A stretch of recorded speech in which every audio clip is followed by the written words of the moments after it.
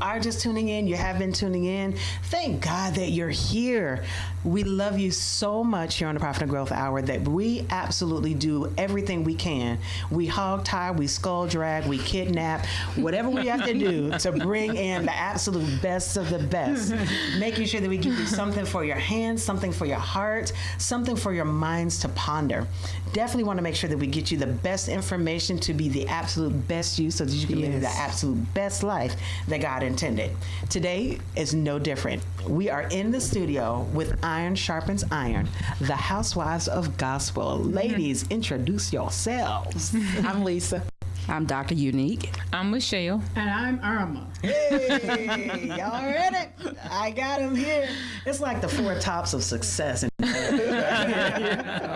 Just being surrounded by this wisdom. I was blessed to be raised by my great-great-grandmother, great-grandmother. My grandmother is still alive, my mother. So the ancestral lineage is with longevity in our family. And deep root teaching. Okay. Deeply rooted not only in the gospel, but just in long life and living and understanding their world, which was a real world, and then still having the ability to evolve into today and still have that leadership pour into my life at the same time. Okay. So for me to be sitting with your presence, I was like, I got my family back. All right. Okay. I got my family back.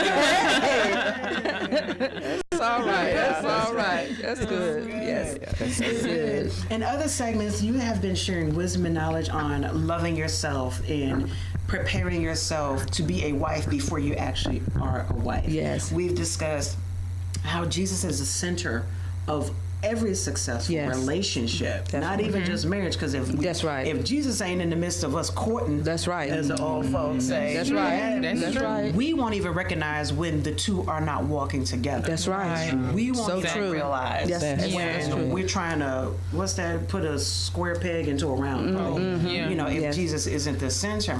We've given wisdom of that. Ladies, share with me from your experiences, what is men can't understand women ever. Don't try. You hurt yourself. That's why you need Jesus. And have a relationship where you can talk to him about your wife and stay long enough to listen for the answer. But until they do hear from the Lord, what is your recommendation for men when it comes to, because I don't know what men looking for today. Like, I see what they looking at. Right. But I can't necessarily say that's what they want. They looking for whatever shakes, jiggles, wops, and drops like it's hot. But that's not necessarily what they want. What advice and what wisdom can you give to men that are either in a relationship or looking to get into a relationship?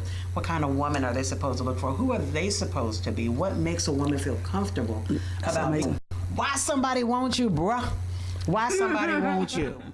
That's good. Yeah, that's good.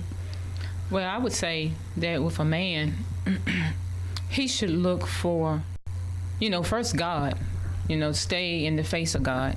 And, usually you always have to tell God what you want, so he can chisel that person out for you.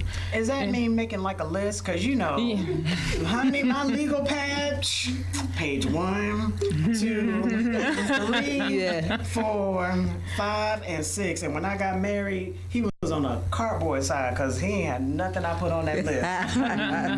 Nothing. Wow. Except all his teeth, hair, and had never been to jail. I had that part right. That's good. That's good.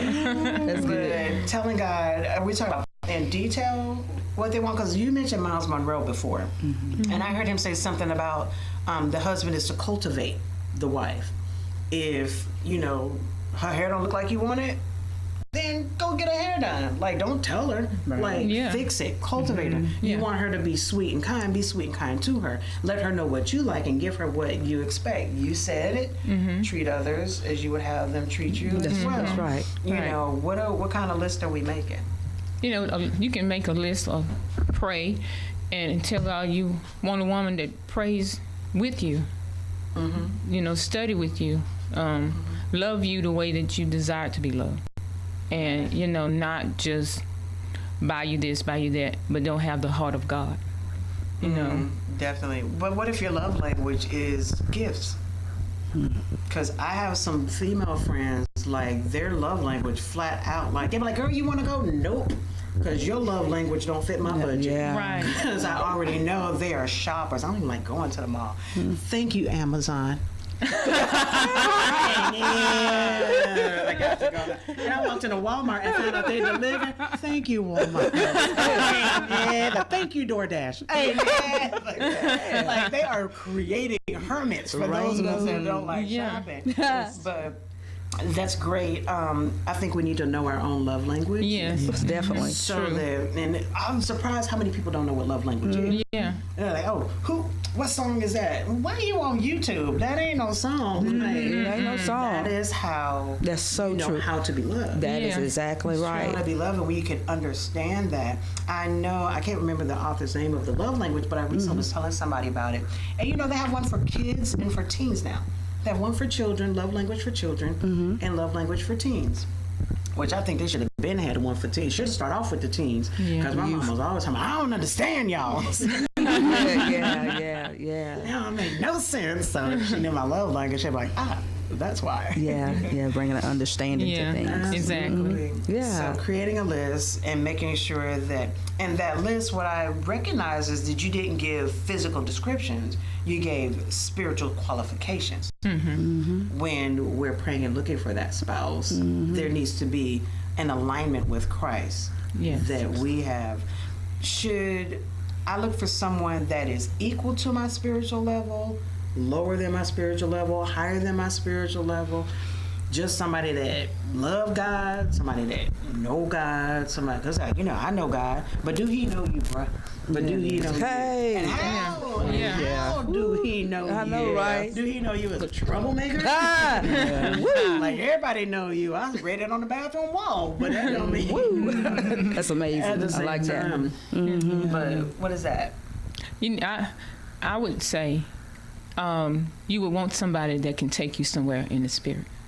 Hey, That's I right. like that. Yes. That's so true. Don't take me back though. No, don't take me back. I ain't going back. Specific about where you Right, take me higher. Take me Christ. Further. You gonna make me find out how sad I know the Lord, but I put these hands on. No. Yeah. Take you further in the spirit. Yeah. That's good. I've always wanted somebody that could get it prepped through. Yes. Oh, yes. That's Oh, true. yeah. And I don't need you to get it through like, No. you know, however you can reach the throne and get behind the veil Yes. and go right Yes. there to the master's feet on my behalf. Yes. Exactly. That's really where. Right. You know, that I just be there. Yes. Like Alita Adams, I don't care how you get there, just get there if you can. Right. Yeah. You know, to get me to that next level. Miss Erma, you was finna say something.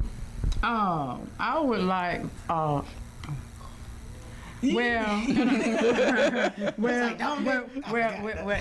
in a man, I would like spiritually and physically. I would like to be hugged and loved, and you know, all married women, they want to be respected by their husband. Right. I even like for them to open the car door for me. Don't wait till I get dad still does that married. for Don't my wait till I mom. get married and then all of it just stop. That's right. Well, I got to open the car door for myself now, so you don't do it for Right, me you no sitting there more. waiting on him. and Yeah, y'all they going going out in like, the Yeah. What just happened? What just happened? But I even like for them to buy me nice things every once in a while. But the main thing, pray with me and pray for me. Always keep me lifted up to God, because I'm going to sure enough keep my husband lifted up to God. Right. Miss Erma, so what do you think, what's your love language? Do you know your top love language? I know it's acts of service, gifts, words of affirmation. What's the other two? Acts of service, gifts, words of affirmation, physical touch, Yeah. and one more thing. Probably something I don't like because I don't remember it. Do you know yours? For me, it's a lot of those. All of the above. Yeah. But I mean, you got to talk about intimacy. Yeah. I'm talking about spiritual intimacy, but I'm talking about the natural. Yeah. You know, as a mature adult, for me, I can say that now on the mature side, that you have to have conversations, because you can get into a marriage and have not had that adult conversation, and there may be some things that they expect you to do that may go against what you're willing to do, and that could really cause a problem in your marriage. So, you know, whereas in the past when I was immature, I would thought, I'm not having a conversation like that, you know, I'm in the church, I'm saved, but, you know, we ain't gonna talk about that. They would never give us No. But you have to have that. I know that you have to have that conversation. Yeah, you know, what is it that you like? You know, because you don't want to. You know, you get married to this person and they're expecting you to do some things that goes against. You want me to put my leg where? Boy, you better go on somewhere. You know, and so my back don't bend like that, bro. You know that. I mean, you know, in a perfect world, if everybody was virgins, I'm just gonna say it, go there would be no need for that. That's right. Because you wouldn't have anything else to compare it to or whatever. Right. But Yes, that's right. Nevertheless, I mean, this is just a real, It's real. practical, real needed conversation. Correct. That's we so used true. to have when we would have our women's conventions and stuff. They did a thing called Pillow Talk, and it was when the older, wiser women of the church, the mothers and stuff, would bring the younger women. For those that were shy about asking questions or felt embarrassed about it, that we would write the questions down. They would put them in a basket, yes. and then they would pass. And the mothers and women elders sat at a panel, and they would pass it down. We always knew when it was a sex question, because he would go to the first one, she'd be like, and pass it to the next one. Pass it to, like, nobody wanted to answer it ever. And when it got to the last one, she was like, what y'all need to do is quit worrying about all this stuff right here and bottle up, man. Talking about just stick the missionary style. And that's the problem with you today. You're hot in the behind and Wow. But you never answered the question. Wow. You never addressing whatever was written on that piece of paper you have tried, experienced, been asked to do, wanted to do, and ain't gonna tell nobody you did it. Like, that's why you were embarrassed by it, because it's something you know about. Right. But why are you not teaching us that part? Why are you giving that to us? Quality time. That was the fifth love language. And mine is time spent, quality time, and physical touch. Like, that's why I'm like, where you going? To the bathroom? Okay, I'll wait by the door.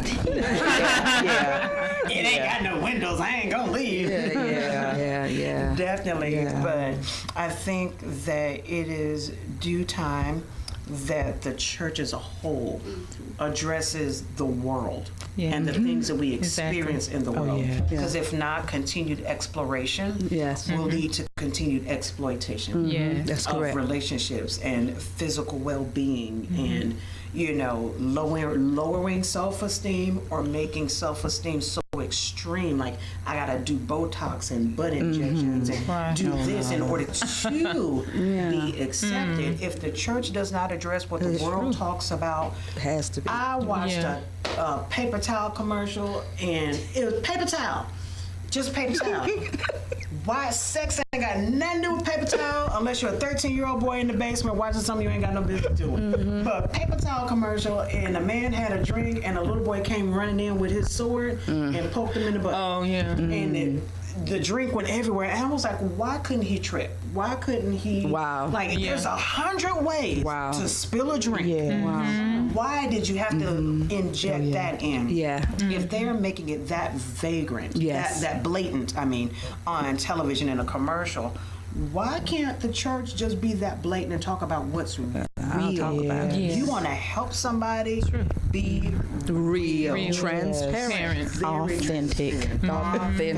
Yes. Iron sharpens iron. My expectation is that every time I tune in to listen to your radio broadcast, you are being authentic. You are being real. You are telling me what the church didn't tell me. So when I get married again, I get it right. Because I know only what I know. Right. That's right. And I only know what God has given me, but there is still a natural side to that is only addressed in real time. Real time. It's in real time. Nobody wrote a book. Nobody. I can expect it, but you did it from your perspective. You have not done it from Gunn's perspective. So I look forward to hearing more from Iron Sharpens Iron. Ladies, gentlemen, listeners, viewers, all out there across the Americas and abroad internationally, get your passport ready because we are going on a phenomenal journey with Iron Sharpens Iron, the housewives of gospel. You tuned in to the Profit and Growth Hour here on WDRB Media, the voice of the community. Yeah. Voice of the community. Yes. That's it. That's it. So that was our last one, but we